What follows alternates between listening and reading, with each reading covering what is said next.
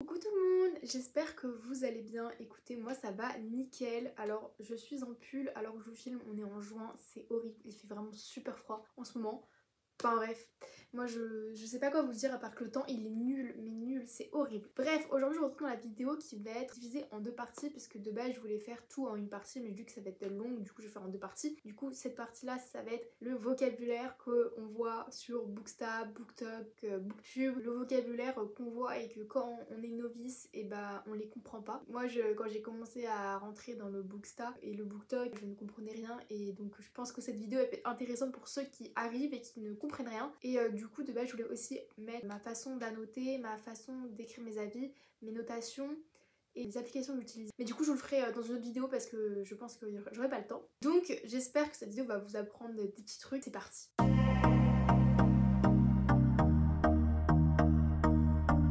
Alors aussi petit disclaimer, c'est que j'ai vraiment pris énormément de plaisir à faire les recherches. Ça a été un peu long parce que je voulais aussi que ce soit le plus précis possible. Après si j'ai pas bien défini les trucs, vous pouvez me corriger dans les commentaires, il n'y a pas de souci. Donc commençons. Alors par contre j'ai essayé de faire par partie mais j'ai pas tout réussi à bien caler. Donc si c'est un peu mélangé vous m'excuserez, ça risque d'être un peu brouillon. Mais bref, donc j'ai envie de vous dire qu'il y a tout ça. Donc on va commencer par les deux qu'on voit partout. On commence par les basiques entre guillemets. Donc c'est PAL, P-A-L ou TBR en anglais. Donc PAL c'est pile à lire. Donc la pile à lire c'est quoi? La pile à lire ou TBR, donc to be read. La pile à lire c'est les livres que vous n'avez pas lus. Donc par exemple quand quelqu'un dit j'ai une pile de 3 livres, c'est-à-dire qu'il a 3 livres à lire dans sa bibliothèque, donc des livres que vous n'avez pas lus. Ensuite il y a DNF qu'on utilise énormément aussi. DNF c'est Did Not Finish en anglais, donc là on l'a pas traduit en français. En gros c'est un livre que vous avez abandonné.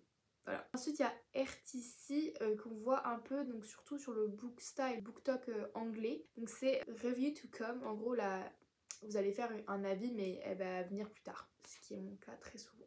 J'utilise jamais du coup le mot RTC parce que mon Booksta il est français. D'ailleurs sur mon Bookstagram c'est Lou et ses livres.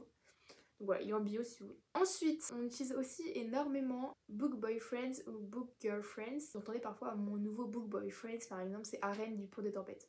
C'est un exemple. Et donc ça veut dire un personnage que vous aimez et que vous aimeriez qu'il soit dans la vraie vie et vous serez avec lui genre amoureux de lui. Sauf que moi j'ai envie de vous dire les book boyfriends dans les livres ils sont clairement mieux que les gens dans la vraie vie. Après c'est peut-être parce que j'ai pas rencontré la bonne personne. Vous me direz. Bref. Ensuite nous avons Love Triangle en anglais mais du coup triangle amoureux. Donc je sais que c'est une trope que beaucoup de gens détestent. Pourquoi je ne sais pas. Personnellement je l'aime bien, donc il y en a dans plusieurs livres d'ailleurs. Le triangle amoureux c'est une fille, un personnage, enfin une personnage du coup qui se retrouve entre deux garçons et elle n'arrive pas à choisir. Donc soit c'est elle qui n'arrive pas à choisir, soit le lecteur ne sait pas qui elle va choisir. Nous du coup on est tiraillés entre les deux. Bon souvent on a une préférence avec qui on aimerait bien qu'elle finisse. Sauf quand t'es dans Wild True Loves de Tiger Jenkins Reid, là t'es un peu plus en galère.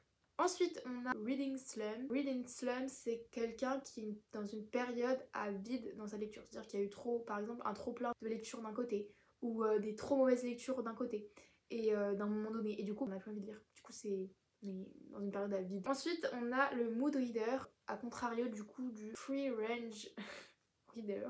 Désolée avec mon accent anglais. Je lis en anglais mais je suis très nulle en parlant en anglais, mais bref. Donc le mood reader c'est quelqu'un, je sais pas, vous en avez sûrement entendu parler, des influenceurs qui sont des mood readers. Donc mood reader ça veut dire, avec mon bel accent français, le mood reader c'est quelqu'un qui par rapport à ses émotions, qui va choisir ses livres par rapport à ses émotions. Alors que à contrario le free range reader c'est quelqu'un qui va vraiment organiser sa pile à lire par mois, c'est à dire qu'il va dire moi je vais prendre ça comme lecture et c'est ça que je dirais ce mois-ci. Alors qu'un mood reader il choisit vraiment par rapport à ses émotions et à son moment T ce qu'il veut lire. Par exemple s'il commence un livre parce qu'il est dans ce mood là le jour et que le lendemain il est dans ce mood, bah par contre il va peut-être le DNF ou l'arrêter. Moi personnellement je suis la personne 2, donc le free range reader, pardon j'ai du mal à le dire celui-là. Vraiment je prépare ma pile à lire début du mois. Ça d'ailleurs je peux vous l'expliquer dans la prochaine vidéo, mais je prépare par exemple une pile à lire de 6 livres en particulier. C'est vraiment en fonction du mois. C'est pas du tout rangé, vous allez très vite voir. On va parler un peu de comment les gens ils parlent. Vous savez dans leurs avis ils vont expliquer quelque chose. Par exemple ils vont dire ce livre se finit sur un cliffhanger. Donc, le mot cliffhanger c'est quand un livre se finit sur une action, en plein milieu d'une action et qui va rechanger le tout dans le livre et qui nous laisse un peu sur notre faim. Un exemple, ça se finit sur une bataille et un personnage qui meurt et du coup ça change tout pour le personnage. Voilà c'est un peu ça. Au milieu d'une action ou d'une manière assez dramatique, donc on appelle ça un cliffhanger. Voilà, donc il y a quand même pas mal de livres. Je sais que par exemple Jet Fire and Gold ou Jet Fire Gold, je sais plus, que je n'ai pas lu mais je sais qu'il se finit sur un cliffhanger. si ça donne un exemple. Si vous l'avez lu ou pas, je sais pas. Qui peut finir sur un cliffhanger? L'ombre des dieux de John Green, je trouve qu'il finit un peu sur un cliffhanger.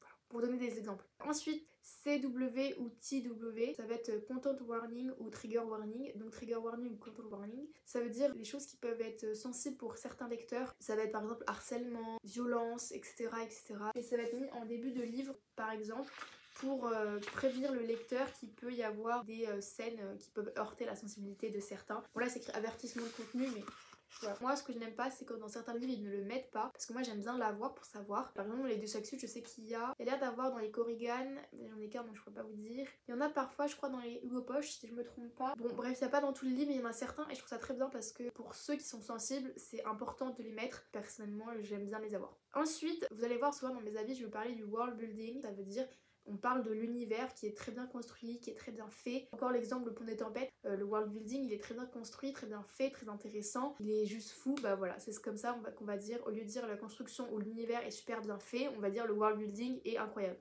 Ensuite, plot et plot twist, donc moi je vais dire les deux. Donc parfois je vais dire le plot est incroyable ou le plot twist est incroyable, ça veut dire la même chose. Plot twist c'est un rebondissement ou à un événement inattendu. Donc par exemple, vous lisez un truc et d'un coup il va y avoir un rebondissement dans le livre, vraiment on s'attend pas quoi, donc ça c'est un peu le twist. Ensuite, on parle d'un banger, le mot banger, alors c'est vrai que ça on l'utilise de plus en plus je trouve, mais on parle de banger quand on va dire que le livre il nous a fait vivre beaucoup d'émotions. Donc ensuite ça vous le voyez beaucoup, moi je le vois personnellement pas mal. YA, donc YA ça va être Young Adult et NA ça va être New Adult. Ensuite contemporain, donc contemp en anglais, c'est une fiction qui se passe dans un monde moderne. Généralement il n'y a pas d'éléments de magie, de science-fiction ou de fantasy dedans. Donc par exemple, si vous n'avez pas vu ma vidéo je vous la mets là, mais mes recommandations de contemporain, on va avoir Tout le bleu du ciel, L'été où je suis devenue jolie, attendez, en contemporain, Les grands temps de rallumer les étoiles, voilà. C'est un peu ça les contemporains. Ensuite, on parle de SF ou de SFF. Donc SF, SFF, c'est soit de la science-fiction, soit de la fantasy. Voilà. C'est tout simple. Mais c'est vrai que moi au début, je ne savais pas tout ça. Ensuite, PNR, donc PNR, c'est paranormal. Ça, je le vois très très peu. Moi, je le vois juste sur Goodreads, puisque vu que c'est en anglais et que souvent les initiales sont en anglaise. Désolée, la luminosité elle est descendue, mais c'est que le temps il est un peu chelou chez moi. Ensuite, on parle de UF paranormal pour UF, donc UF c'est dire Urban Fantasy. Ensuite, on parle de DR pour Dark Romance. Donc voilà, la Dark Romance, alors c'est le style d'écriture que je déteste. Voilà, je n'aime pas la Dark Romance. Mais...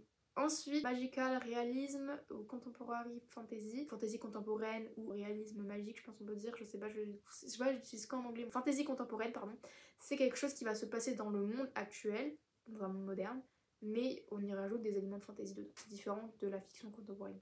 Ensuite, la différence entre poche, brochet et relié. Donc, attendez, je vais en prendre. Donc, en fait, les poches. Donc, les poches, déjà, les poches, il y a des avantages, c'est que c'est des petits formats comparé à un brochet que je vous montrerai après. Donc, déjà, c'est des petits formats qui se glissent partout dans les sacs, etc. C'est aussi beaucoup moins cher. Ensuite, on a les formats brochés, donc qui sont ceux-là, donc qui sont plus grands, donc c'est souvent les premières éditions qui sortent. Par exemple quand un nouveau livre sort, il sort souvent en brochet. Pour attendre qu'il sorte en poche, ça prend souvent un an et demi, voire 2 ans parfois. Certains ne sortent même pas en poche d'ailleurs. En brochet, donc c'est comme ça, et donc déjà c'est plus cher, c'est plus dans les alentours de 20 €, alors que ceux-là sont plus dans les alentours de 8, 9, 7 €, ça dépend. Les brochets, donc vous voyez c'est plus petit.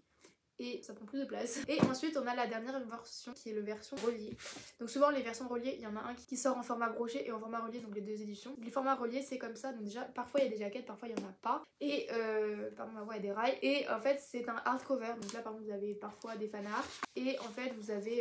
Enfin, c'est dur quoi, et c'est des belles éditions. Pas tout le temps des jaspage comme là, donc là il y a un jaspage. Sans jaquette ça va être ceux-là. Directement comme ça. Donc sans jaspage, nous avons par exemple Absolute qui n'a pas de jaspage, qui est juste en blanc, tout ça. Et donc les reliés par contre c'est un prix beaucoup plus élevé, on est sur plutôt 25 €, 30 €. Sachant que les reliés souvent c'est des reliés collector, c'est-à-dire qu'ils sont pas édités en plus, enfin ici ils sont édités comme plusieurs exemplaires parce que si on arrive à les obtenir c'est qu'il y a une raison, c'est en tirage limité. Alors que ceux-là vous allez les retrouver beaucoup plus. Si vous voulez savoir, moi, je sais pas vous, mettez-moi dans les commentaires, mais moi j'ai une préférence pour les formats... Ah, j'ai envie de vous dire brochet, relié, parce qu'ils sont vraiment beaux. Niveau prix, poche, c'est clair et net. Ensuite, donc là on parle en anglais, donc on parle de paperback ou de hardcover. Donc hardcover, donc ce que je vous ai montré, donc ceux-là. Et donc les paperbacks, en paperback par exemple celui-là. Donc paperback c'est en fait, ce qu'il faut savoir c'est qu'en anglais c'est pas du tout différent. Les hardcovers vont être plus dans les prix de moins 20 €, 25 €. moins cher que en France. Pour brocher, eux, c'est aussi les poches, donc paperback comme ça. Ça va être plus dans les moins de 15 €. Ça c'est trop bien en anglais. Ensuite on va parler de New Release, donc c'est les nouvelles sorties littéraires. Ensuite on parle de ISBN, alors attendez je lis, c'est International Standard Book Number.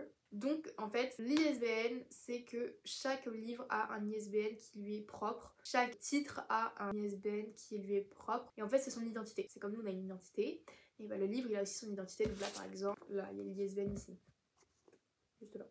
Chaque livre a ça, on n'en parle pas trop parce que c'est pas quelque chose de très important, mais ça reste important pour le livre, c'est son identité. Ensuite, on est sur GR, donc c'est Goodreads. Donc Goodreads, je vous le mets là, c'est l'application. Moi personnellement, j'utilise Goodreads, mais ce sera dans la prochaine vidéo. Ensuite, Booktube. Donc là, vous êtes sur Booktube. Ma chaîne, moi, c'est une chaîne Booktube. Donc ça va être plus la création de contenu littéraire sur YouTube. Et ensuite, on a Bookstagram et BookTok, donc qui va être la création de lecture donc sur Bookstagram, plus story ainsi que avis littéraire en post, mais c'est de la création de contenu sur Instagram, et BookTok c'est de la création de contenu sur TikTok. Moi j'ai appris ça il y a quand Bookstagram et BookTok, je comprenais pas au début. Je savais pas que ça existait, pour moi c'est juste les réseaux littéraires. Ensuite il y a les fanfictions ou des fanfics. Donc c'est fanfic, c'est l'abréviation de fanfiction. Des livres qui sont écrits par des fans, donc ça peut reprendre en fait la base du livre. Et le fan il va, ou le lecteur va rajouter des choses. Souvent ça peut être une suite, par exemple on parle de fanfiction Harry Potter. Par exemple on va imaginer une suite à Harry Potter, c'est un peu ça. Pour donner un exemple concret, sachant que je pense que tout le monde connaît Harry Potter. Ensuite on a le POV, alors ça c'est vrai qu'on le voit beaucoup, on le voyait beaucoup au confinement 2020. Si vous avez vécu cette période sur TikTok, le confinement, on disait beaucoup pauvre, cet élève est riche mais les répercussions derrière. Pauvre, donc mais en lecture du coup c'est différent. C'est point of view, donc point de vue en français, et en fait vous entendez souvent parler de point of view de ma part. En fait c'est le point de vue du personnage. Souvent dans les romans il doit y avoir deux points de vue. Par exemple le point de vue de, je sais pas moi, Michel, et le point de vue de Jeanne. Voilà, j'ai pris les deux noms qui sont venus en tête en premier. Moi par exemple j'aime bien être du point de vue à la troisième personne. C'est il et pas je. Ensuite, ARC, c'est Advanced Reader Copy. Donc en gros, c'est quelqu'un qui a le livre avant et qui peut le lire avant vous. Il y a aussi les bêta lecteurs, donc c'est aussi différent les bêta lecteurs. Les bêta lecteurs, c'est des personnes qui lisent le livre avant qu'il soit envoyé en maison d'édition et qui donnent des conseils aux auteurs. Et donc par exemple, il y en a parfois qui donnent des bêta lecteurs pour leurs livres. Donc voilà. Et après, il y a aussi le CR que vous voyez beaucoup dans mes stories Instagram, qui veut dire current read, qui veut dire le livre que je suis en train de lire. Par exemple, je suis en train de lire Le fiancé du dieu de la lune. Voilà, ça c'est ma lecture actuelle. Donc je vais mettre CR, current read, Le fiancé du dieu de la lune. Non, La fille de la déesse de la lune, pardon. Ah oui, il y a aussi le cover reveal, donc vous voyez beaucoup sur les Bookstagram et le BookTok des maisons d'édition. Vous donnez 1 heure par exemple, ou pas forcément, parfois ils l'annoncent comme ça cash, mais en fait ça va être la révélation de la couverture du livre. Avec parfois ils nous donnent des indices, etc. Et ensuite, ça, je pense que c'est beaucoup on entend parler, parce que forcément tout influenceur littéraire en parle souvent, c'est les services de presse. Donc SP ou service de presse. Donc les services de presse c'est quoi? Alors je vais essayer de vous expliquer avec mes mots, mais c'est vrai que c'est assez compliqué pour moi à expliquer. Mais les services de presse c'est une maison d'édition qui va envoyer un livre à un influenceur ou une influenceuse qui sont souvent connus. Donc ils les reçoivent du coup gratuitement avec ce service de presse du coup. Ils le reçoivent et leur but c'est de les mettre en avant. Soit ils le reçoivent en avance et ils le mettent en avance et ils essayent de lire en avance pour pouvoir en parler, ou ils le mettent juste en avant, ils le lisent et ils en parlent. Mais le but c'est qu'ils le reçoivent et qu'ils le mettent en avant sur les réseaux sociaux et que du coup la maison d'édition ait plus de visibilité. Et ça va un peu avec le service de presse rémunéré du coup. Donc ceux qui les reçoivent, si je me trompe, vous pouvez me corriger. Mais le service de presse rémunéré c'est plus complexe parce que ça veut dire que là, cette fois-ci, donc la maison d'édition rémunère l'influenceur. L'influenceur doit lire un peu avant nous et doivent en parler sur les réseaux sociaux, doivent vraiment faire un contenu en particulier qui a été mis en relation avec la maison d'édition. Donc voilà, c'est différent. Donc je crois que maintenant c'est obligatoire de dire si c'est un produit offert ou un produit offert rémunéré. Ensuite, donc par exemple vous allez entendre parler des romances saphiques. Donc les romances saphiques c'est des histoires entre deux femmes. Ensuite on parle de slow burn. Je sais pas si on peut dire que c'est une trope, bref. Je vous définis la trope juste après, vous inquiétez pas. Mais bref, Slow Burn, c'est une histoire entre deux personnages d'amour qui met énormément de temps à se mettre en place. Moi j'adore ça. Parce que je suis pas très romance, donc quand ça se met du temps à se mettre en place, j'aime beaucoup. Ensuite, donc on va parler des tropes. Les fameuses que moi, quand je suis arrivée sur le Bookstagram, c'est-à-dire en 2022, on parle de tropes. On fait quelle est ta trope préférée? J'étais en mode... Ça veut dire quoi? J'ai pas du tout compris, hein, j'ai pas du tout à comprendre après ce que j'ai cherché. Non. Donc on parle de trope. Donc une trope c'est pour définir une relation entre des personnages. Donc par exemple on va parler d'enemies to lovers. La trope enemies to lovers, donc ça définit une relation entre deux personnages qui va dire des ennemis qui deviennent amoureux. Voilà, par exemple la relation de par exemple Aren et Lara dans Le Pont des Tempêtes. Oui, je vous prends ce livre à chaque fois, je ne sais pas pourquoi, parce que c'est celui que je vois quand je regarde mon retour caméra. Par exemple, on va dire du coup pour définir leur relation, un enemies to lovers, donc en gros ils se détestent et pour qu'ils deviennent amoureux après. Je sais pas si c'est logique. Ensuite on va parler aussi beaucoup du friends to lovers, donc comme le nom l'indique, des amis qui deviennent amoureux. On va aussi entendre parler aussi souvent du fake dating. Le fake dating, c'est qu'ils font exprès d'avoir une relation pour faire croire à des gens qui sont ensemble, mais au final ils sont pas ensemble. Parfois ça évolue et ils finissent ensemble, ou pas d'ailleurs, je ne sais pas. C'est vrai que j'en lis pas trop des fake dating, mais voilà. Ensuite on a le mariage forcé. Donc en gros ils sont obligés de se marcher. Ils sont obligés de se marier. Ils n'ont pas le choix. Ensuite on a forced proximity, donc la proximité forcée. Ils sont obligés d'être ensemble. Souvent ça finit sur une relation, ils finissent ensemble quoi, parce que ils finissent par s'apprécier, mais souvent il y a aussi un peu un enemies to lovers avec. On a aussi la pregnancy trope je crois. En gros c'est qu'elle tombe enceinte. Je n'aime pas ce genre de trope, je l'ai jamais eu donc ça tombe bien. Ensuite on a le age gap, d'ailleurs que je déteste aussi. On adore. Ça va être une grande différence d'âge entre les deux personnages. Par exemple, le personnage on va faire un truc légal s'il vous plaît. Le personnage a 19 ans, l'autre personnage va avoir 30 ans. Voilà, c'est original. Mais souvent il y a l'age gap donc dans les dark romances où la protagoniste a 13 ans et l'autre a 25 ans. S'il vous plaît, ne mettez jamais ce genre de livre entre les mains, c'est je n'aime pas. Ensuite on a le Grumpy X Sunshine qui va représenter moi le premier livre qui me vient en tête, parce que là je sais ça va être Six We Never Got Over de Lucy Score, ou Ces choses que l'on n'oublie pas de Lucy Score du coup. Donc c'est un peu dur de vous le traduire, mais ça va être le personnage grincheux et la personne hyper rayonnante. Par exemple le personnage hyper je sais pas, ennuyeux, qui est râleur, etc. Au contrario, le personnage qui va être hyper joyeux, hyper un rayon de soleil qui donne la joie de vivre. Ensuite, la miscommunication. Donc ça va être le manque de compréhension entre les personnages, le manque de communication entre les personnages tout simplement, ou aussi un malentendu. Ensuite, on a celui que je trouve très peu réaliste. One bed trope, comment on peut le dire en français? Un seul lit. La trope où il y a un seul lit, ils sont obligés de partager le même lit. Et ensuite, pour finir sur mes tropes, et sur cette vidéo, ça va être touch them and you die. Si tu la touches, tu meurs. Et donc là, cette trope, elle est juste incroyable. Donc on va la trouver dans L'ombre des dieux avec Orca. Mais ça va être plus pour son fils. Sinon, on va le trouver dans...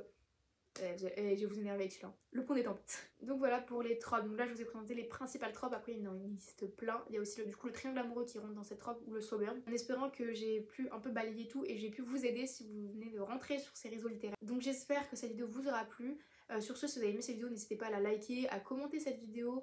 D'ailleurs, si vous avez regardé cette vidéo jusqu'au bout, mettez-moi un cœur bleu dans les commentaires. Donc sur ce, je vous dis à la prochaine et donc pour la partie 2 de cette vidéo. Salut!